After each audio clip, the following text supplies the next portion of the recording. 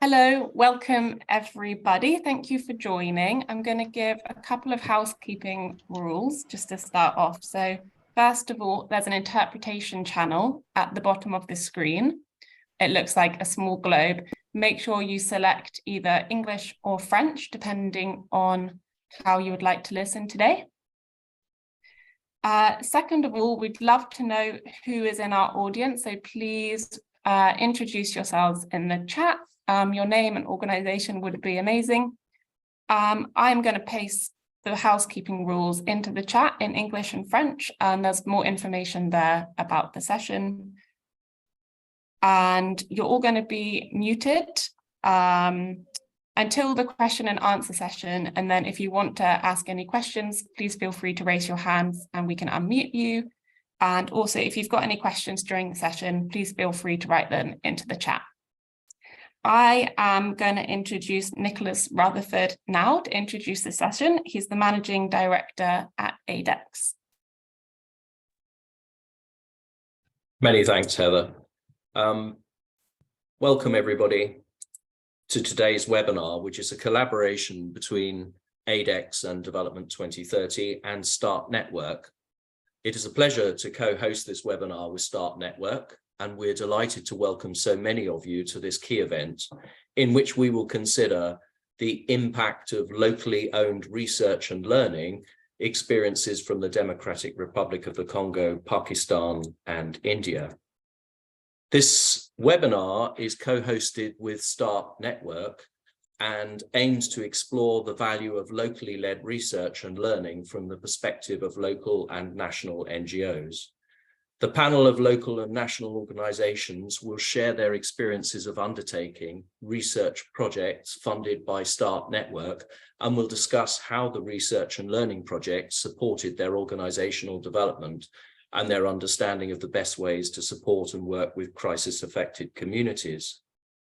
As many of you will already know, the START Network's vision is for a new era of humanitarian action, a new humanitarian system that can save more lives, and their mission is to drive and catalyse the change that is urgently needed in the global aid system. Members of the network are highly diverse, ranging from small NGOs to large internationals, those with specific niches and areas of expertise to those covering the whole spectrum of humanitarian assistance. I am Nicholas Rutherford, Event Director for ADEX and Development 2030. For those of you who don't know much about us, we are ADEX and Development 2030, two events that are scheduled to take place at Palexpo in Geneva on October the 25th and 26th. ADEX focuses on humanitarian aid and disaster relief, whilst Development 2030 is concerned with the UN SDGs and international development. Also, for your information, and for those of you based in the Horn of Africa, we have a satellite event taking place on June the 14th and 15th in Nairobi, Kenya. Please take a look at our website for further details. Today's webinar will take approximately 1 hour and 15 minutes. Before we get started, I would also like to extend my sincere thanks to today's speakers and, of course, to you, our audience. Now it gives me great pleasure to start our webinar by handing over to Heather Brown. Thank you. Thank you, Nicholas. As you mentioned, the webinar is going to be 1 hour, 15 minutes long. And in that time, we're going to aim to showcase the value of locally owned research and learning. The main aim is to advocate for more funding for research that is flexible in design, context specific, and that is truly locally owned. Before we introduce our panelists, my colleague Abby is going to give some context behind START Network and locally owned research. Thank you, Heather and Nicholas. So at START Network, we are a member organisation of local, national and international organisations. The grant that we're talking about today, it was our local and national organisations that took part. START Network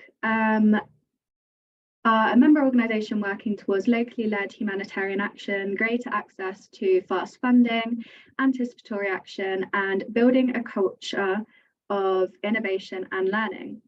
As part of building a culture of innovation and learning, we provide small to medium scale grants to help us support our members. Some of these grants include organisational strengthening, others are to do with community-led innovation. Despite these opportunities, some of our local members shared that there was a gap in opportunity for them to conduct research and learning and peer learn within the network as well. As a result, the evidence and learning team set up the grant to open space for members to undertake such research. So 8 local and national members took part in the project.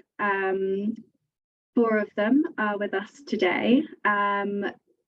The grant was designed to be as flexible as possible. Members could determine their own timelines and research focuses, which you'll see in the projects, because they're all quite varied, context specific, and based on organisational need. There was generally kind of 2 camps that the projects fell into, one being very community focused, the other one being quite internally and organisationally focused. We had calls with the members each month to understand how their projects were progressing and ensured that reporting was minimal, so time could be spent on doing the projects.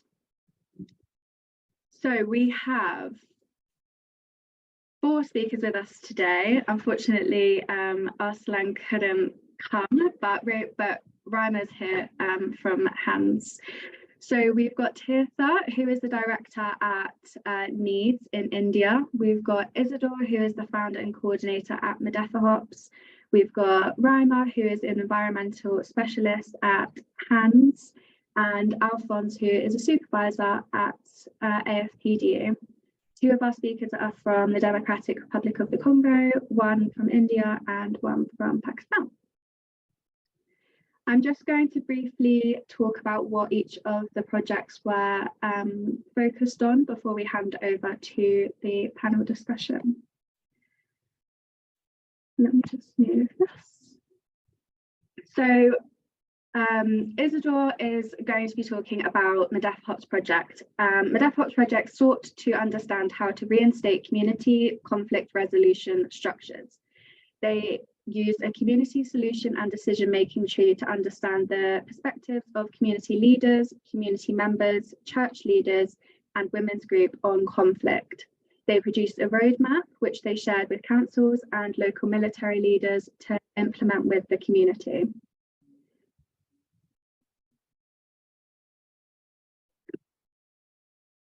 Tirtha will be speaking with us about NEEDS' project, which was very community focused, looking at trainings with the community to help them incorporate methods of anticipatory action and early action for flooding in India.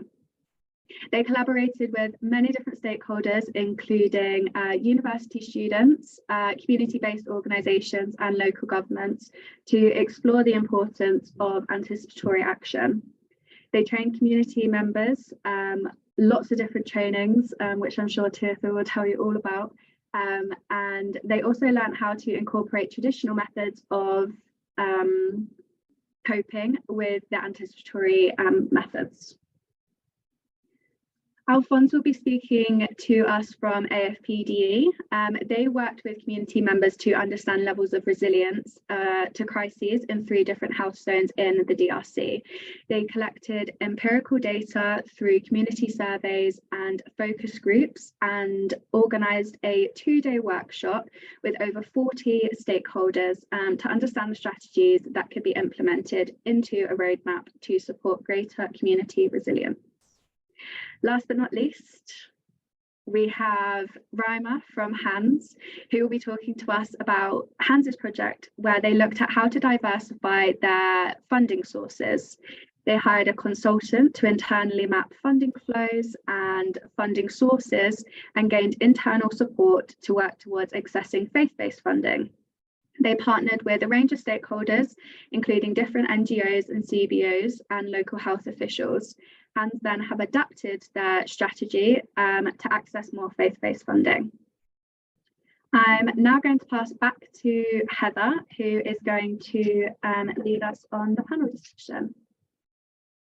Thank you, Abby. So the first question, I think I'll put the question to Tirtha at Needs. What activities did you undertake for your research project, and why was it important for your organisation? Thank you, Heather. Just I'd like to check, am I audible? Yes, I can hear you. Okay, yeah, thank you.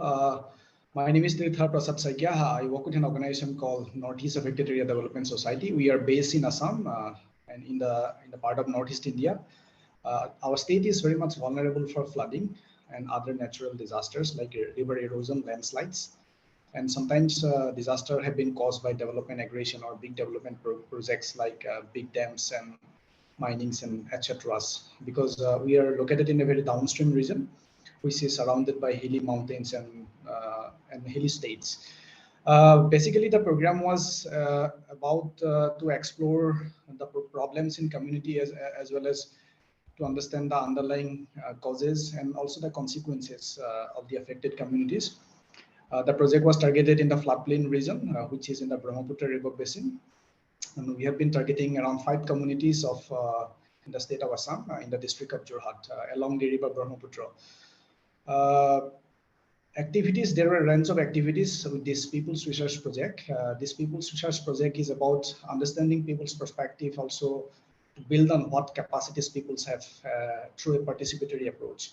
One of the key strategies we have adopted is building community institution. We came up with the concept of a Village Disaster Management Committee and VDRF, Village Disaster Response Force, which is a very localized institutions in disaster affected areas. We were mobilizing community-based organization, and we were trying to organize them through training, through meetings, through awareness generation events. Then we started building leadership in community, which is a very hyper-local approach to generate understanding on disaster resilience and other development issues in communities. So that was kind of institutionalization mechanism we have came up through this project. Then we started building capacities through different participatory approaches. One key activity was participatory vulnerability capacity assessment. You know, it's very interesting to understand how people participate and how people think about the kind of problems they are facing, either disaster or any crisis, any humanitarian crisis, what they think about. It was very essential for this research project to understand all these underlying causes, also the consequences and the main problems that is being affected, that is actually affecting the communities as a whole. It was a whole of societal approach. We were mobilizing children, we were mobilizing women, we were mobilizing young people, elderly, then farmers, then coming up with some solid decision and processes through this participatory vulnerability capacity assessment. We were mobilizing resources at the very local level, trying to connect different stakeholders, including the local administration, the local government, the local non-government organization, civil society organization who are existing in our area.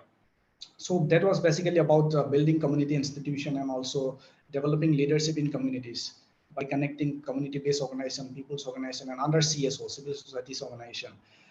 Then contingency plan was one of the key area. We came up with the concept of contingency plan at the community level. If some emergencies happen or emergency situation occurs, how people will respond at their own resources, since community, they are the first responder.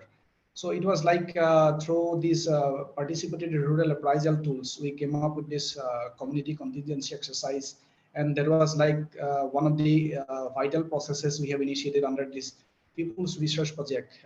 It was a peer learning program, although, but it was kind of a research program for us to generate new information and knowledge, which will help us to replicate and to scale up things in the future in communities who are affected by disaster and crisis. Then simulation exercise, one of the very key aspects. We conducted this training of trainer program among these VDRF members, Village Disaster Response Force, by collaborating with the stakeholders like Civil Defense Department, and also National Disaster Response Force and State Disaster Response Force. With all these technical inputs and supports, we were mobilizing trainings on how rescue can be done in a disaster situation, especially in floods, how we can do relief, how we can provide first aid, how we can do different sort of exercise that is very much needed in a very emergency situation. So that actually technical inputs and capacity have been built up in participation with the communities. And I think that processes can be taken up. And we saw how community, they were taking part in a simulation exercise by creating a scenario of a disaster or humanitarian crisis in their own local context, which was very inspiring to see people coming up with their own effort and capacities and their resources. Then providing some of the essential elements like providing country board support so that they can utilize that resources during emergency point of time because of some maybe urgent medical need, and also maybe the children also, they can access to schools during disaster point of time. People can carry relief items to reach out to community to save more lives in relief camps when disaster strike. So a couple of activities, it was a kind of whole of societal approaches we have adopted, targeting all sections of community in those targeted areas. And it's a new learning for us. And I think people's research serves the needs and aspiration of people. That's what we have to really understand. And our effort was very simple process of knowing and looking for answers to the issues and problems that we face in community. And we aim to discover the roots of social problems and determine actions with the help of community. So I'd like to pause here in myself. Thank you, Heather. Thank you, Tatha. That's really interesting. Some follow-up questions. So why do you think the project was so important for your organisation in the long term? And did you find anything sort of new and unexpected that you didn't think you'd find?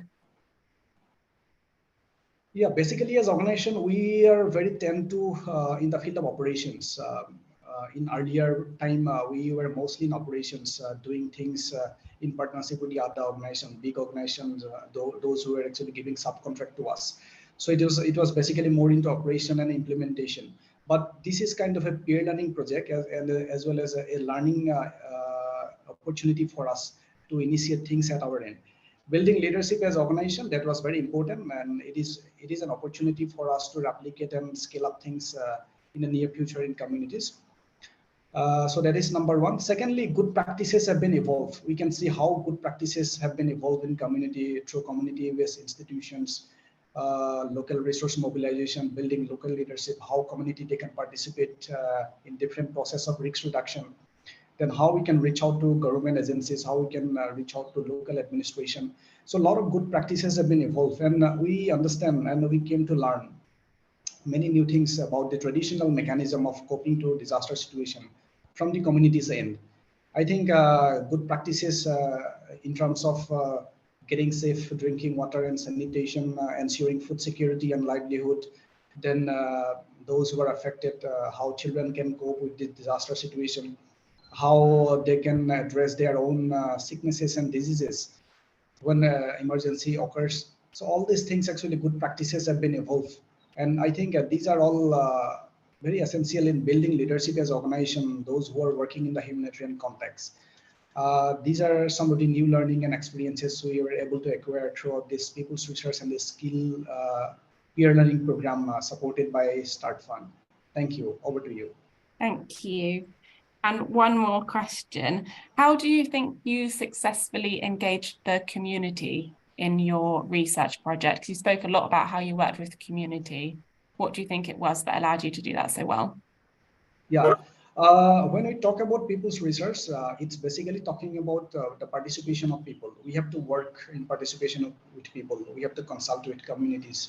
We have to collaborate and build partnership with people. I think building rapport is very important in this process when you talk about successful community participation or successful community engagement. Building a relationship and building a good rapport is very important. What actually we have done in the process when we have initiated this program, research program in our own context.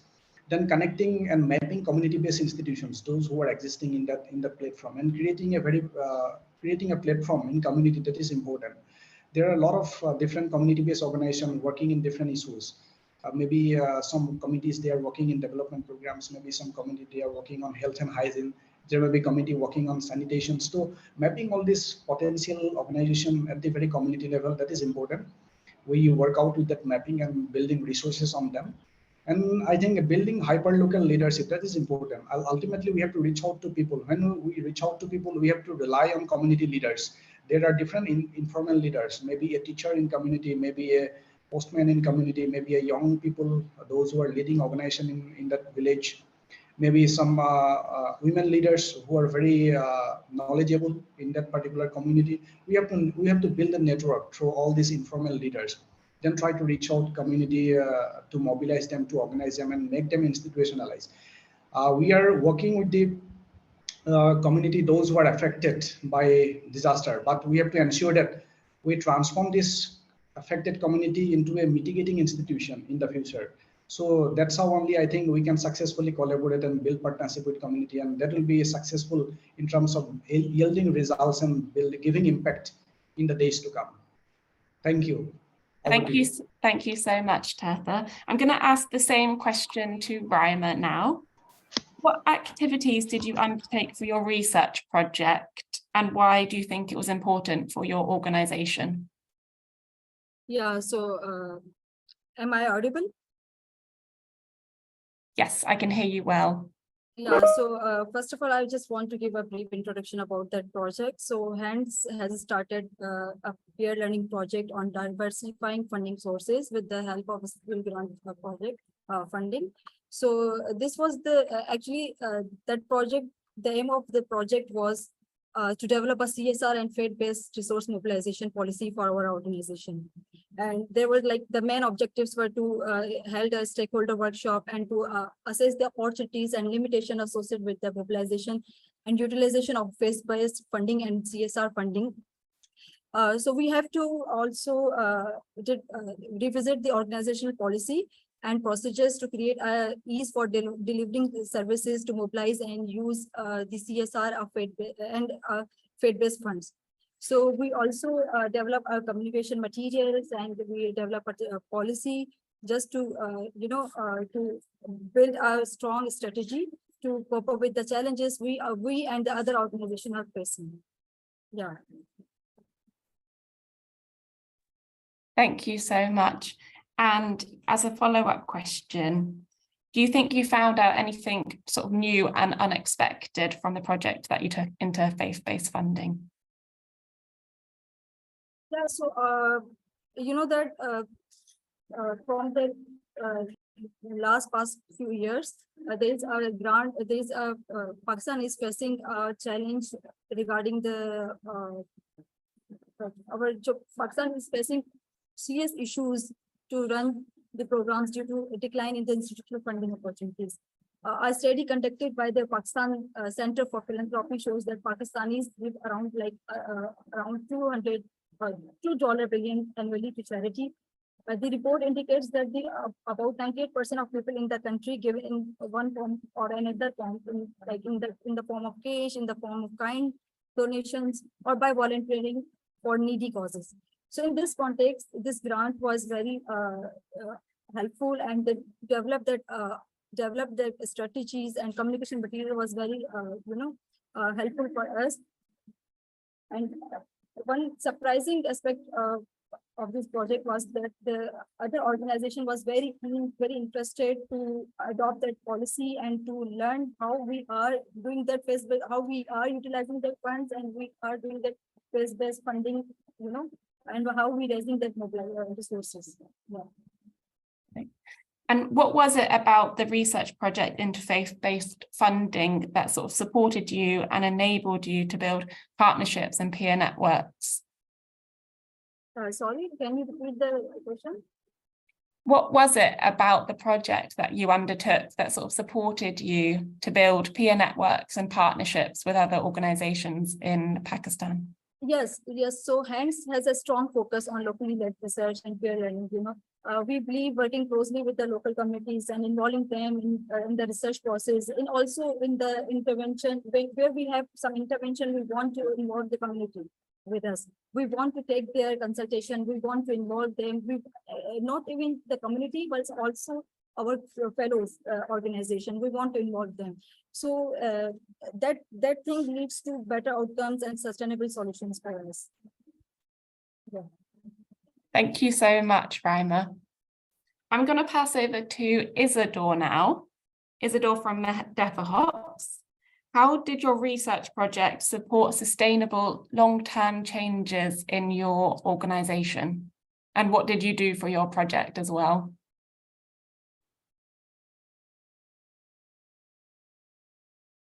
Merci beaucoup, mais je cherche à mettre la vidéo, je n'arrive pas. Voyons voir si ça marche. Je ne sais pas si ça marche. Je ne crois pas, ça n'accepte pas. Vous m'entendez? Yes, I can hear you well. I can't see you though. Merci beaucoup. C'est la vidéo qui pose des petits soucis ou peut-être c'est un problème de connexion. Merci beaucoup pour cette opportunité que vous nous offrez. Peut-être que j'allais commencer d'abord au départ. Qu'est-ce que nous avons fait?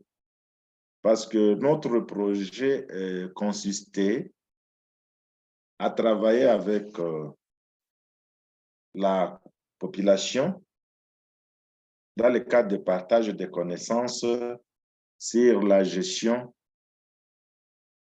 des conflits et sa résolution à base d'un arbre à problème et arbre à solution.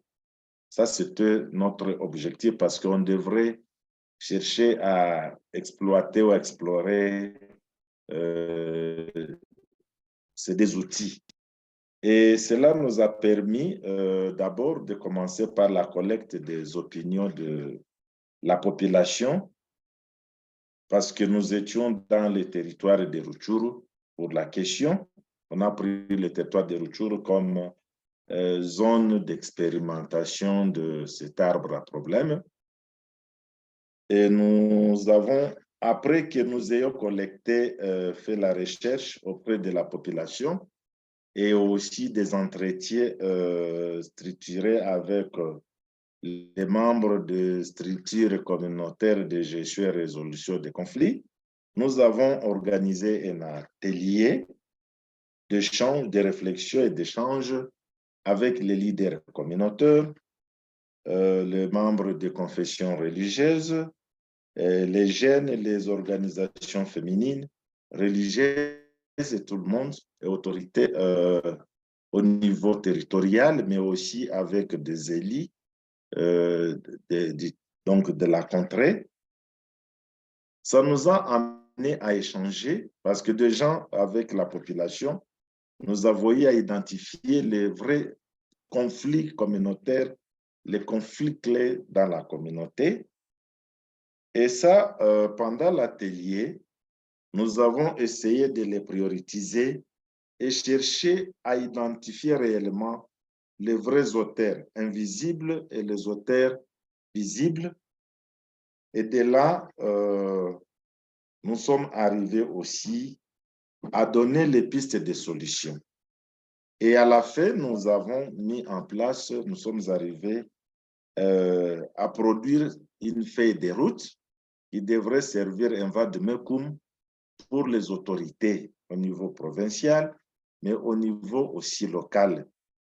Parce que la dernière activité qui a été faite, c'était l'activité de plaidoyer pour que la feuille de route soit prise en considération dans les budgets de chaque entité pour que réellement cela soit quelque chose transféré auprès des autorités, mais aussi auprès de la population.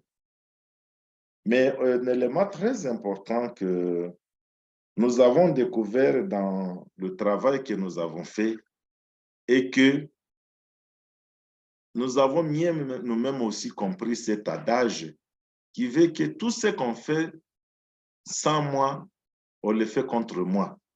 Effectivement, dans la collecte des opinions, dans les entretiens, nous avons compris qu'il y avait beaucoup de choses que la population ne savait jamais exprimer et que plusieurs fois les interventions qui existaient dans la zone, c'était des interventions sur la population et non avec la population.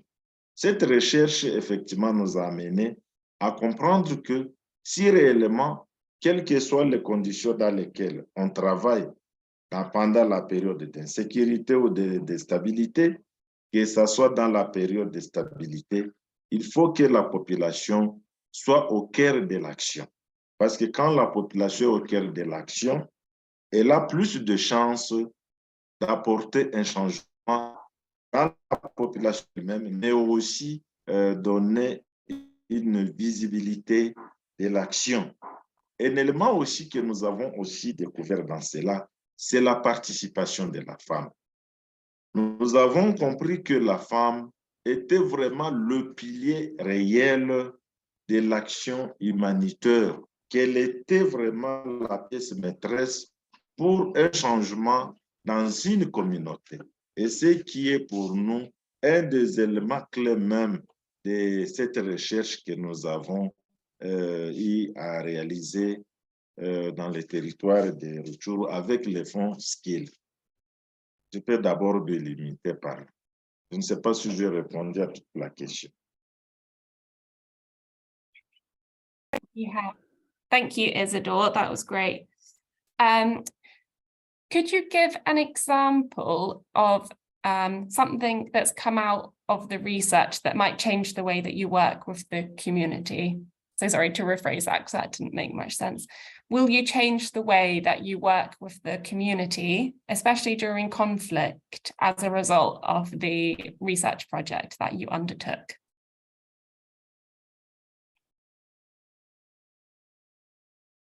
Oui, d'abord, si je pouvais donner un exemple, vous savez, depuis plusieurs années, il y a existé plusieurs intervenants dans la question de la gestion, de résolution des conflits.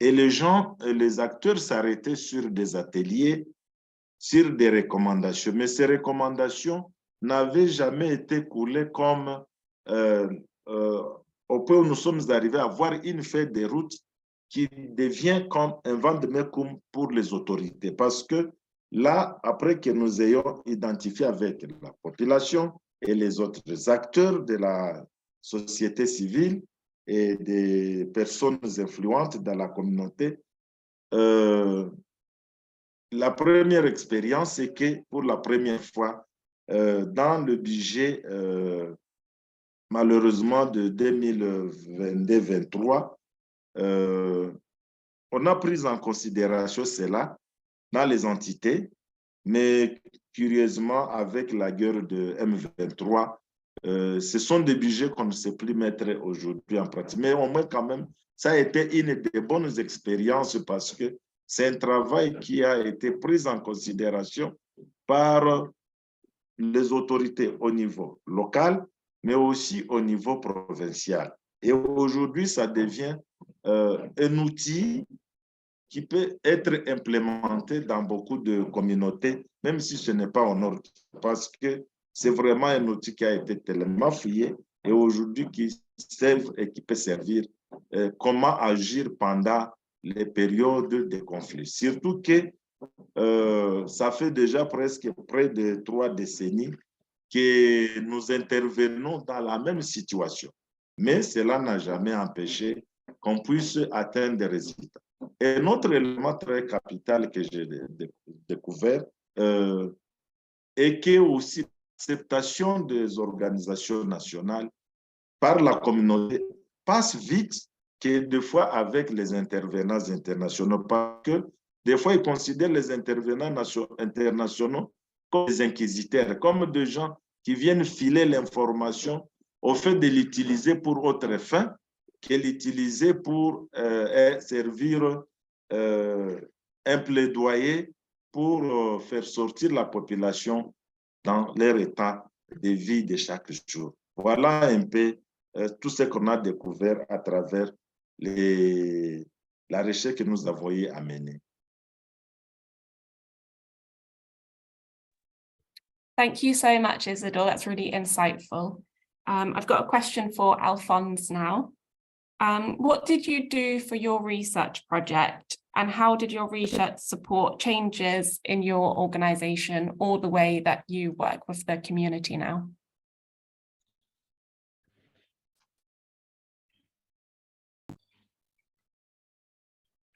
Merci beaucoup encore une fois de plus pour la parole m'octroyée. Je suis Alphonse Kabala, je suis chef de projet au sein d'une organisation nationale dénommée AFPD, qui est une association de femmes pour la promotion et le développement endogène. Nous sommes basés en République démocratique du Congo.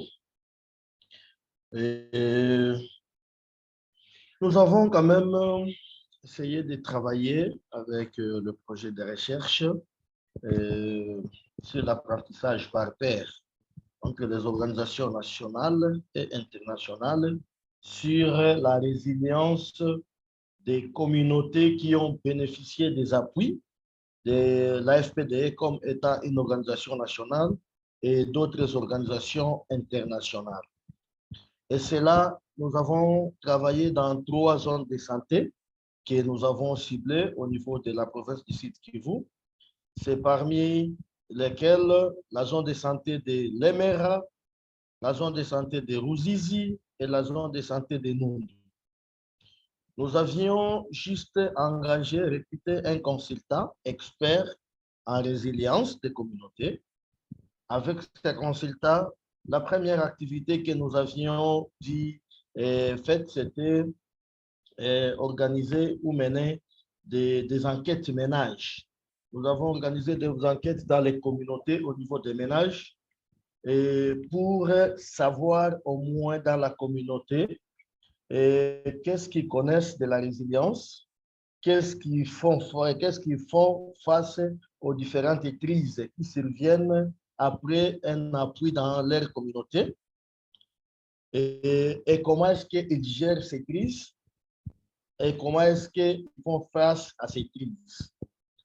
En deuxième lieu, nous avons toujours organisé des focus groups, des groupes de discussion avec les personnes clés dans chaque communauté, des zones de santé ciblées. Et ces personnes clés, ce sont des leaders locaux, des autorités locales, et des jeunes, et des responsables de confessions religieuses, des femmes leaders, des responsables des structures médicales, donc toutes les parties prenantes. Avec, dans ces focus groups, on essayait ensemble avec les consultants experts en résilience, commencer à poser des questions sur la résilience, faire la collecte des données, d'informations, savoir qu'est-ce que la communauté connaît de la résilience, comment est-ce que la communauté est en train de vivre la résilience. Et donc, quelle est la relation, l'acceptance humanitaire au niveau de la communauté par rapport aux organisations nationales, locales et aux organisations internationales. Après cela, nous avons dû organiser aussi un atelier de restitution pour maintenant restituer et donner les résultats de toutes ces recherches-là, de toutes ces enquêtes qu'on a dû mener dans toutes les 3 zones de santé pour essayer de comparer les réalités de chaque zone. Parce que toutes les 3 zones de santé dans lesquelles nous avons travaillé, ce sont des zones qui sont vraiment séparées et chaque zone a ses réalités et chaque communauté a ses réalités. Alors, dans cet atelier de restitution, c'était vraiment un atelier de haut sommet où maintenant on avait invité toutes les autorités et toutes les personnes de décision sont là pour prendre des décisions et tous les leaders locaux, tous les responsables de confessions religieuses, maintenant pour entendre savoir les résultats de ces enquêtes et afin aussi de donner des recommandations et que ces recommandations ont été considérées comme aussi une feuille de route pour faire les plaidoyers afin de voir comment venir en aide de ces communautés qui ont été ciblées. S'agissant maintenant des résultats de ces enquêtes, nous nous sommes rendus compte dans un premier temps que l'approche résilience, c'était vraiment où c'est une nouvelle approche dans la communauté.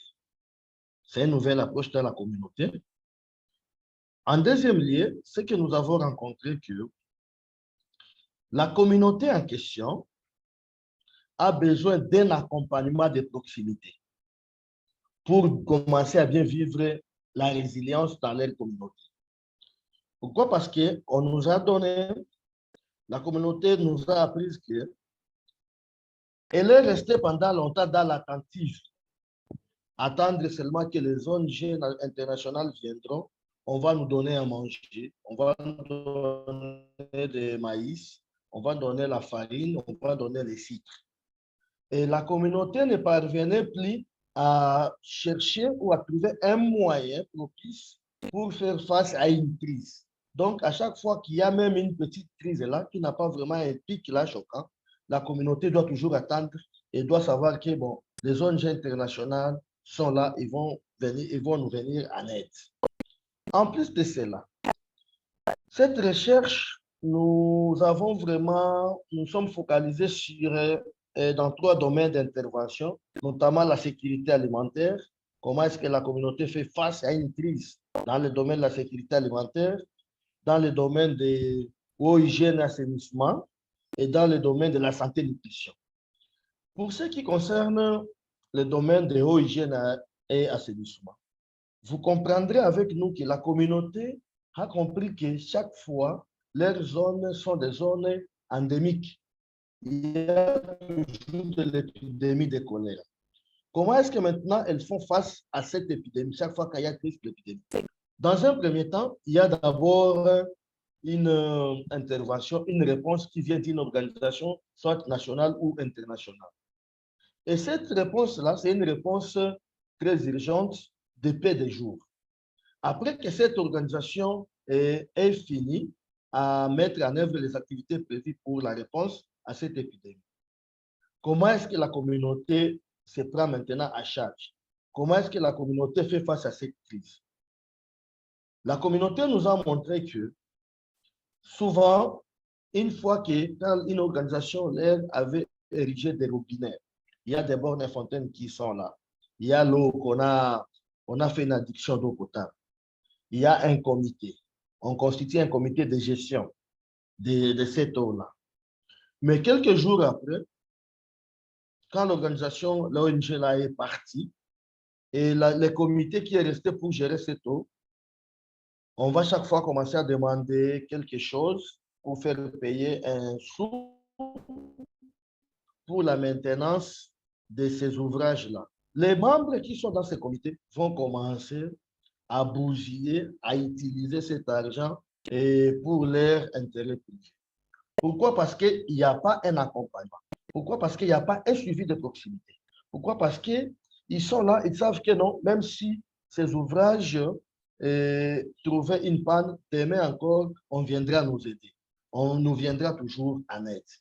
Et c'est ce qui fait que les ouvrages sont vraiment dans un état là où les gens n'ont repris de l'eau et il y a toujours la continuité de l'épidémie.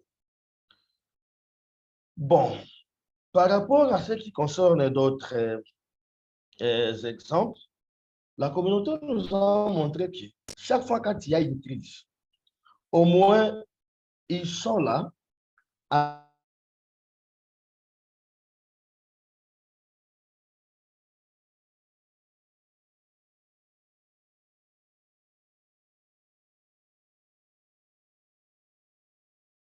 Alphonse, can you hear us?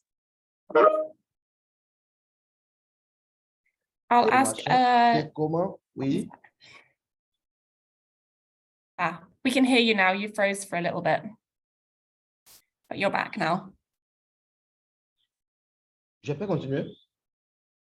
Yes, please go ahead. Thank you. Ok, merci beaucoup.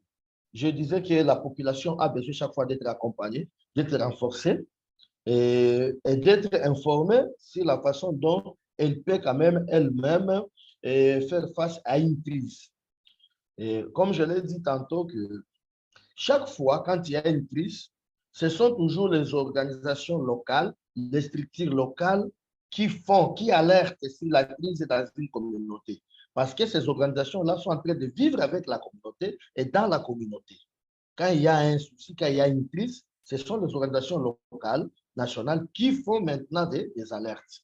Alors, vous comprendrez avec moi que quand une personne de la communauté a bénéficié un don de la part d'une organisation internationale, connaissant très bien que demain cette organisation va partir, cette personne de la communauté ne va pas vraiment bien prendre soin de ce qu'il a reçu de cette organisation. Parce qu'il va dire que personne ne sera encore avec moi pour me contrôler. Mais, c'est ce que j'ai dit de l'acceptance humanitaire des organisations locales et nationales, quand ils savent très bien que ça, j'ai reçu d'une organisation nationale. Et cette organisation, nous vivons avec cette organisation ici, sera en train de me suivre, sera en train de me contrôler, de me surveiller. Comment est-ce que je suis en train d'utiliser les dons que j'ai reçus de cette organisation? Et cela fait à ce que les membres de la communauté puissent bien prendre soin de ce qu'ils ont reçu ou bénéficié comme appui de la part des organisations nationales ou locales. C'est pour cette raison que parmi les recommandations qui ont été soulevées ou données dans cet atelier de restitution, il y a même des autorités locales, les preneurs de décision qui ont demandé que les organisations nationales qui vivent avec elles dans leur communauté puissent leur-même appuyer dans l'élaboration des plans locaux de développement. Parce que quand on a conçu ensemble les plans locaux de développement, avec les organisations nationales qui vivent dans les communautés, ça va leur permettre de bien cheminer ensemble et de bien suivre ce qui s'est fait et faire vraiment un accompagnement au niveau de la communauté. Enfin, ils ont donné un exemple, des exemples. Le premier exemple, ils nous ont demandé de dire que au lieu de me donner les poissons, il faut toujours m'apprendre à pêcher. Quand vous m'apprenez à pêcher, moi-même, je serai chaque jour en train de pêcher et j'aurai chaque jour des poissons. Quand vous me donnez seulement les poissons aujourd'hui, je vais les manger et ils vont finir. Donc, ils nous ont montré qu'ils ont besoin d'aller vers l'approche Nexus. Le deuxième exemple qu'ils nous ont donné, ils ont donné l'exemple, c'est un exemple banal. Au niveau de l'Église catholique, il y a deux catégories de prêtres. Il y a les missionnaires, il y a les prêtres diocésains. Au niveau de l'Afrique ici, quand les prêtres missionnaires, les Blancs, étaient venus pour l'évangélisation, ils ont construit des églises, ils ont évangélisé et chaque fois, ils amenaient des dons de l'Europe pour donner les gens ici en Afrique. Quand ces missionnaires sont partis, les gens, les membres des communautés ici en Afrique, étaient restés dans l'attentisme, tout en sachant que chaque fois que nous partions à l'église, on nous donnait quelque chose. Ce sont les Blancs qui construisaient pour nous. Tandis qu'aujourd'hui, les missionnaires, les Blancs ne sont plus là. Il n'y a plus de dons de Blancs. Ce sont maintenant les prêtres diocésains, les autochtones qui sont là. Et tellement qu'ils sont là, les prêtres diocésains, et ils sont les enfants de la communauté, ils vivent dans la communauté. C'est maintenant qu'ils commencent maintenant à apprendre la résilience, à vivre cette résilience avec la communauté, parce que les diocésains, les autochtones, comme ils sont de la communauté, ils commencent maintenant à apprendre aux membres de la communauté que nous devons nous-mêmes nous prendre en charge. Personne ne viendra plus faire face, nous aider à faire face à une crise qui peut surgir maintenant dans notre communauté. Nous sommes appelés à faire face, nous sommes appelés à nous impliquer et à travailler pour gérer toutes les crises qui pourront survenir après soit d'avoir bénéficié d'un appui. Et là, pour terminer, je dirais que ce n'était pas vraiment facile avec cet apprentissage. Personnellement, je me suis rendu compte que les organisations internationales sont là pour transférer les compétences aux organisations locales nationales. Mais ce n'est pas le cas. Parce que toutes les organisations internationales que nous avions intéressées pour que nous puissions mener ensemble cette recherche, au moins elles ont boycotté, elles ont refusé. Les deux organisations qui ont accepté, elles ont participé seulement dans une seule séance, après elles sont parties. Vous comprendrez avec nous que les organisations internationales, elles sont là comme des mercenaires. Et au niveau de la localisation de l'aide, et au niveau de la résilience, et au niveau des communautés, et au niveau des renforcements des compétences ou des capacités au sein des organisations nationales. Donc, nous sommes en train de vivre une concurrence et pourtant, elles doivent être là pour aider les organisations nationales parce que ce sont ces organisations qui sont dans la communauté, qui vivent avec la communauté et qui sont toujours proches de la communauté. Merci beaucoup. Thank you so much, Alphonse. We've got a couple minutes left for the panel. I've got one question for you, Alphonse, as a follow-up. If you could try and do it very quickly in 2 minutes, that would be great. What was it about the project, do you think? Sorry, let me rephrase that. Is there anything as a result of the project that will change the way you work with the community, or how will you work differently with the community now as a result of the project that you undertook? Comme résultat, après avoir appris sur la résilience, nous, dans notre organisation, nous avons renforcé au niveau des communautés, au niveau du terrain, nos animateurs. Nos animateurs sont maintenant basés dans toutes les communautés pour vivre avec les membres des communautés. Ils sont en train maintenant d'animer, de conscientiser, de mobiliser les communautés pour que les communautés puissent quand même avoir une idée pour leur prise en charge, pour qu'ils fassent face, pour qu'ils soient maintenant à mesure de faire face à des crises qui se reviennent après nous. Comme exemple, aujourd'hui même, les membres des communautés, sans appui, ils commencent même à bouillir de l'eau. Ils cherchent des bois de chauffage. Nous leur demandons, pour éviter l'épidémie de choléra, il faut boire de l'eau qui est propre. Ils le font eux-mêmes, sans même produit de potabilisation. Ils bouillissent de l'eau avec les bois de chauffage qu'ils ont cherché à leur niveau. Et il y a autant d'exemples. Donc, pour nous, vraiment, la résilience, nous avons appris beaucoup de choses et ça nous a vraiment permis de renforcer vraiment une bonne relation, une acceptance humanitaire, un suivi de proximité au sein de la communauté pour que nous puissions travailler avec les CAC, qui sont des cellules d'animation locale, pour travailler avec les comités de santé et les relais communautaires afin d'aider cette population, cette communauté qui a besoin vraiment d'être renforcée en capacité, d'être animée et d'avoir beaucoup d'informations sur la résilience.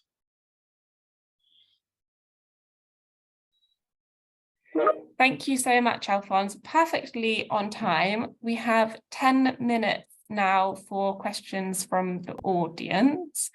I've seen some questions pop up in the chat. If you want to say a question out loud, please raise your hand. I think you can use the little reactions logo at the bottom of the screen to find the raise hand option, and you will be let off mute to ask your question. I'm quickly just going to check the chat because I've seen some questions popping up in there. One question for Isidore. What were the difficulties encountered in the intervention zone, given that the zone is really a red zone, a zone that is said to be insecure?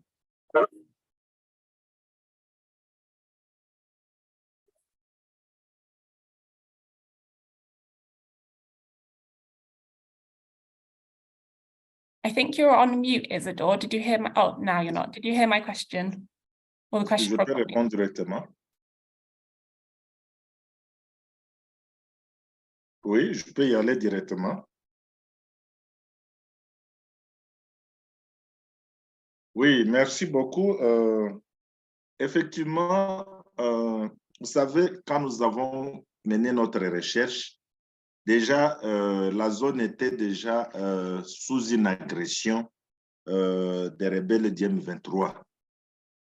Et notre chose est que notre organisation n'est pas nouvelle dans la communauté. Nous avons travaillé des années sur la question de gestion et résolution des conflits, mais on n'avait jamais expérimenté notre outil de arbre à problème et arbre à solution comme un des outils qu'on peut utiliser pour amener la population effectivement à régler le problème au sein de leur communauté. Parce que la population ne pensait qu'il fallait seulement aller au niveau de structures communautaires de gestion et résolution des conflits pour qu'ils trouvent gain des causes ou soit aller devant des instances judiciaires. Finalement, la population a compris que la solution à un conflit doit partir d'abord de la personne elle-même, ce qui était déjà un élément capital. La vraie difficulté, parce que déjà quand au niveau de la municipalité de Kiwanja, parce que là maintenant il y a une nouvelle commune territoriale, comme on appelle les communes rurales, Au niveau de la chefferie des Bouches, quand on venait d'intégrer cela dans leur plan d'action de l'année 2022-2023, malheureusement, tout le monde se sont retrouvés sur la voie de la fuite.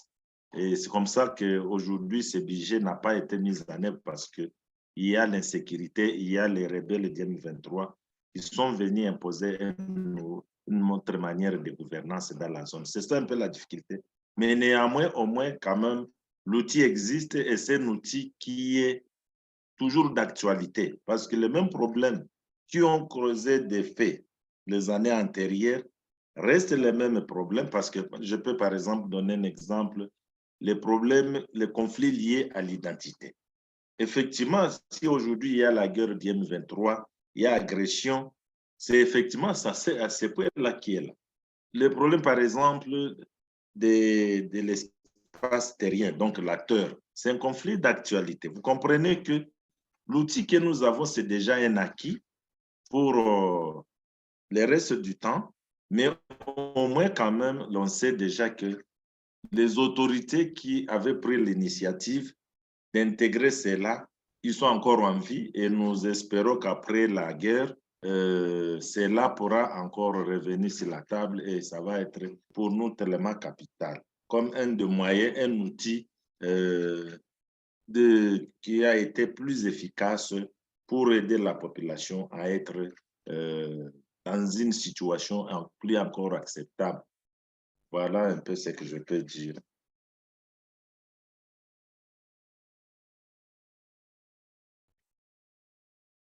Thank you so much, Isidore. We've got another question. It's not directed at anybody, so anyone feel free to answer it.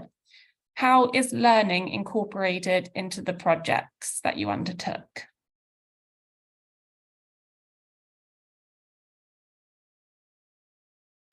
Yes, can I answer that? Yes, please go ahead, Tether. Okay, thank you, Heather. The learnings that we have drawn as conclusion throughout these research programs have been incorporated and integrated in our further projects that we have been scaling up and replicating in communities, those who are affected by crisis in our humanitarian context. So that's actually our People's Power Development Plan and programs we have been initiating in the operational areas within our organizational context. Number two is that we are trying to work at policy level, how this community-based disaster preparedness and anticipatory reactions can be taken up with the help of government policies to have larger presence and large influence in communities where local administration, they have multiple plan and programs within the constitutional ambit. So that's actually, as organization, we are trying to influence policy changes at the very local level, local governance. In India, actually the Panchayati Raj institution, which is the rural local self-governing system, we are trying to participate through community so that we can have some sort of policy changes in terms of building community-based disaster preparedness and enhancing crisis anticipation mechanism at the community level in disaster-prone areas.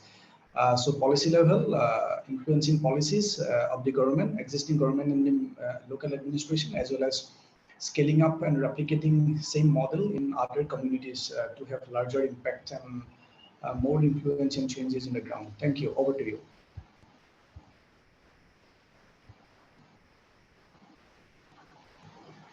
Thank you so much, Tether. I think that's most of the questions. I just want now, if the panel could give 1 minute wrap up their key thoughts on why they think donors should prioritize and support grants for locally owned research. 1 minute quick fire round. Tether, do you want to go first? Yeah, of course. Thank you for the opportunity again. Yeah, can you hear me? Sorry. Hello. Can you hear me? I can hear you. Yeah. Okay. Yeah, thank you. Yes, local organizations, many times we are deprived from learnings that actually supposed to get it from the field because we are more turned into operation and implementation of projects many a times. I think to learn, to get the first-hand experience from the community with their participation. Sorry, I can hear some noises in the background. Hi, Mark. I think we can hear your French interpretation channel in the English channel. Okay. Let me. Sorry. Let me mute. I don't think it's you, Tirtha. I think it's okay. Should we continue? Are you happy to continue? Oh yeah, sure. Thank you. Okay. Sorry for the inconvenience in between.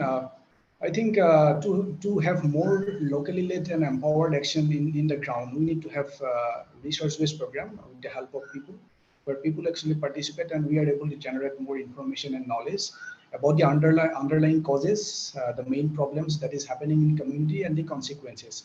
People's participation, understanding, building people's perspective and building people's leadership is very important. And through local research or people's research program, we are able to do that. We can enhance leadership in community, we can enhance participation of people, we can map out resources, we can reach out to other stakeholders. So it's a comprehensive method actually we can fulfill in the humanitarian context. I think this is very important to develop locally led action. If we really invest on people's research or locally led research, I think organizations like us who are in the ground, who are rooted in the ground with communities, will be able to do that. And that will help more in saving lives, building people's capacity, strengthening organization, and taking leadership in the humanitarian context, that where we are working in this part of the world. Thank you. Thank you so much, Tirtha. Alphonse or Isidore, would you like to give a one minute wrap up on why you think donors should prioritize and support locally led research projects?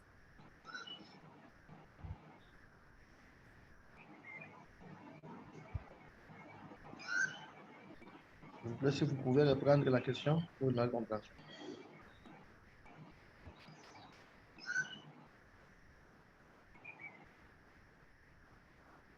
Allô?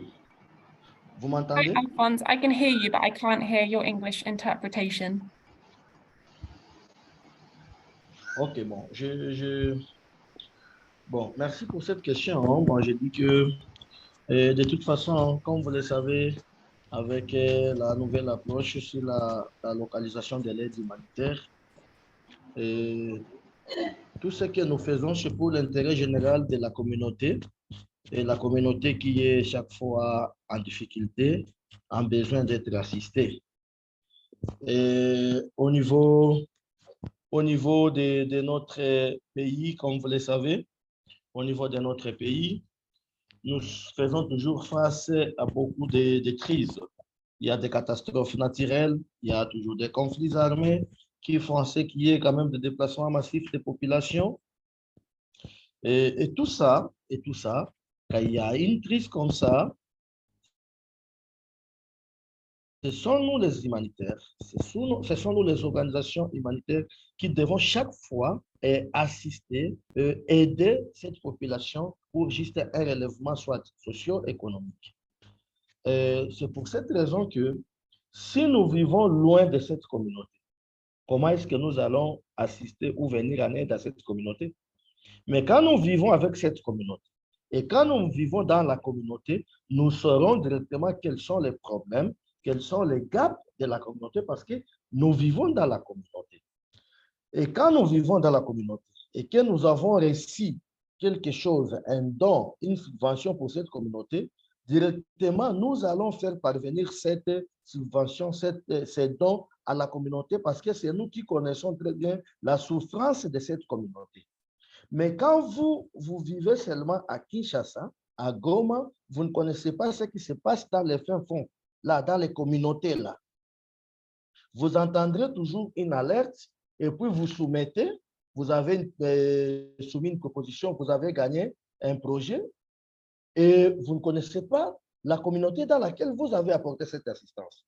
Mais pour une organisation locale, nationale, quand vous vivez dans la communauté, bien que vous bénéficiez d'une subvention, directement cette subvention, vous saurez ce que vous allez faire dans cette communauté parce que vous connaissez les besoins.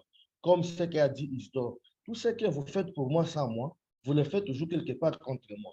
Raison pour laquelle vous risquez d'apporter une assistance à une population, vous l'amenez, soit vous construisez une maternité au moment où la population avait besoin de l'eau. Et quand vous construisez la maternité, demain, cette même population va détruire cette maternité parce que ce n'était pas ça les besoins ressentis par la population. Mais quand vous vivez avec la population, vous devez normalement et nécessairement connaître quel est son besoin primordial. C'est pour autant dire que nous soutenons que vraiment l'aide soit locale. L'aide soit locale, surtout avec les projets pareils d'apprentissage, de recherche. C'est vraiment un projet, comme c'était un projet pilote au niveau de notre pays, ça demande vraiment qu'il y ait assez de fonds pour cette subvention parce que nous devons les tendre dans tous les coins et recoins de notre pays pour parvenir à aider nos communautés. Merci beaucoup.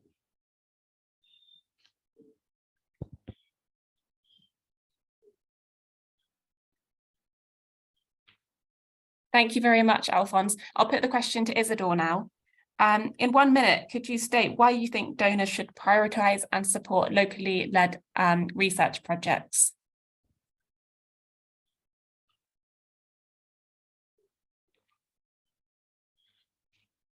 Merci beaucoup. Je pense qu'Alphonse venait de frôler un peu la question. Vous savez, le pays comme le nôtre, c'est un pays où il s'est développé un dynamisme au niveau des communautés et c'est la création des ONG nationales, des ONG locales, des organisations de base communautaire. Et ces organisations aujourd'hui, ce sont eux qui alimentent deux fois les ONG internationales avec des ressources humaines. Ça, c'est connu. Aujourd'hui, les ONG nationales ont développé une grande capacité et qu'ils sont aujourd'hui capables de produire le même travail à l'instar des autres acteurs humanitaires internationaux. Ce que nous savons, il a existé un mauvais lobbying où on a montré que les ONG nationales n'avaient pas de capacité et des fois on se posait la capacité, c'était est-ce qu'en termes de ressources humaines ou en termes de ressources financières.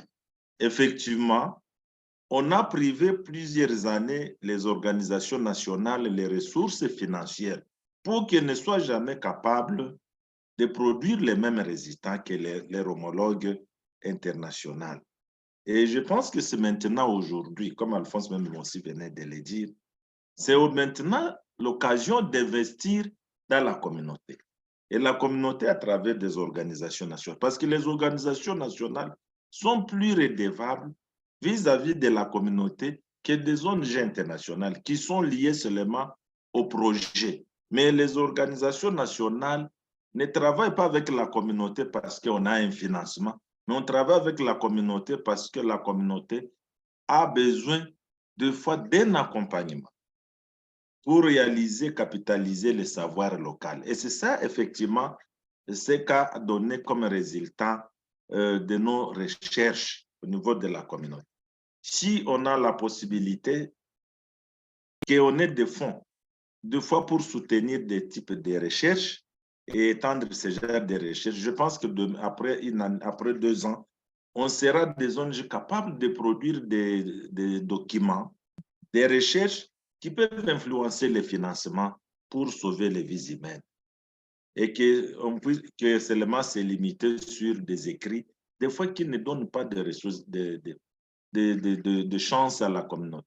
Et en plus, l'avantage que nous avons est que nous sommes dans les mêmes communautés où nous vivons la même situation sécuritaire comme la communauté elle-même.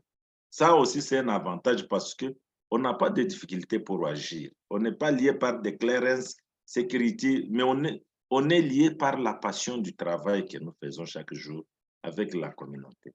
Voilà un peu les raisons encore plus pour que les organisations nationales soient plus renforcées, surtout plus en termes de moyens financiers, parce que les ressources humaines existent toujours. Merci.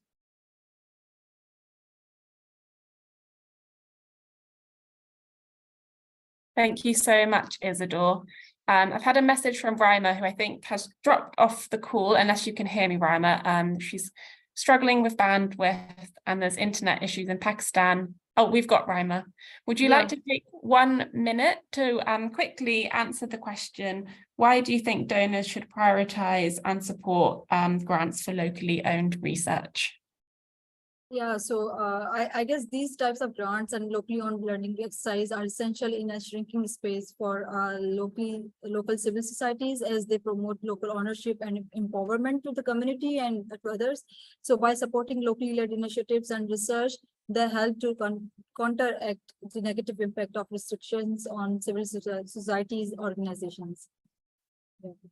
Thank you so much. That was very snappy. I'm going to pass over to Abby now, who's going to do some closing statements. Thank you very much, panelists. Thank you. I know we're a bit short for time, so I'll be very snappy. Heather and I just really want to say thank you for joining. Thank you so much, Tirtha, Alphonse, Raima and Isidore for joining today. We absolutely loved working with you all and learned so much from you all during the projects. Heather and I had never ran a grant like this, so we were definitely all learning with one another. But yeah, thank you so much. And thank you everyone for attending today and for coming. I think, you know, all of the panelists have really shown the value of locally led learning and why it's so important and why more funding needs to be flexible and needs to go to local organisations for locally owned projects. I will hand over to Nicholas for the final few minutes to wrap up the conversation. Thank you. Thank you, Abby. We heard from several member organisations today that took part in the START Network grant scheme, Midafort, Needs, AFDE, HANDS, and the collective discussion was very interesting and insightful.